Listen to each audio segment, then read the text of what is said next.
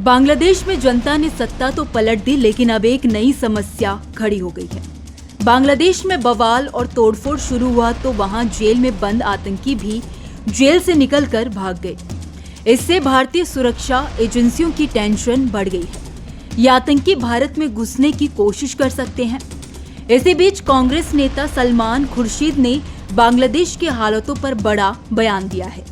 कांग्रेस नेता ने कहा है कि बांग्लादेश में जो हो रहा है वह भारत में भी हो सकता है।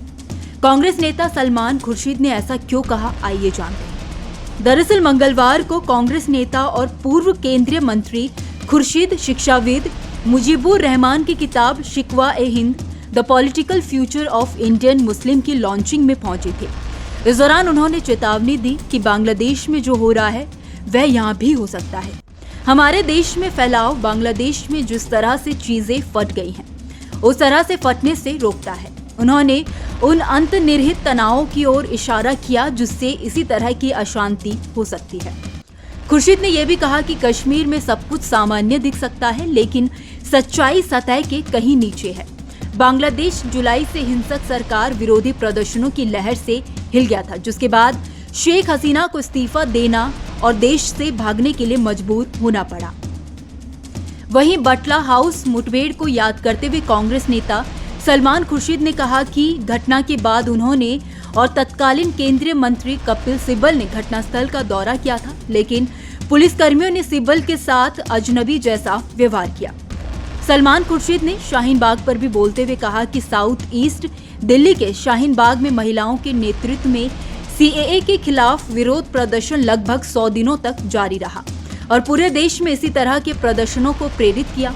सलमान खुर्शीद का विचार था कि आंदोलन विफल रहा क्योंकि विरोध प्रदर्शन का हिस्सा रहे कई लोग अब भी जेल में हैं। खुर्शीद ने यह भी कहा कि आज देश में शाहीन बाग जैसा दूसरा आंदोलन नहीं हो सकता।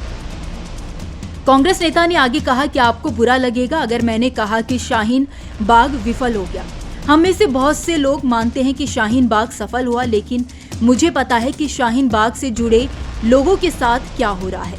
उनमें से कितने अभी भी जेल में हैं, उनमें से कितने हो सकते हैं उन्हें जमानत नहीं मिलेगी, उनमें से कितने लोगों के बारे में कहा जा रहा है कि वे देश के दुश्मन हैं।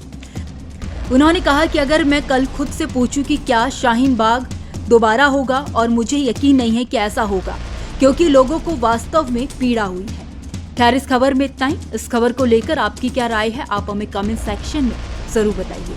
वीडियो अगर पसंद आया हो तो वीडियो को लाइक और शेयर करना ना भूलें। बाकी देश और दुनिया की तमाम बड़ी अपडेट्स के लिए देखते रहिए न्यूज नेशन का डिजिटल प्लेटफॉर्म। न्यूज नेशन अब व्हाट्सएप पर खबरों की ताजा अपडेट के लिए न्यूज नेशन के इस QR कोड को स्कैन करें।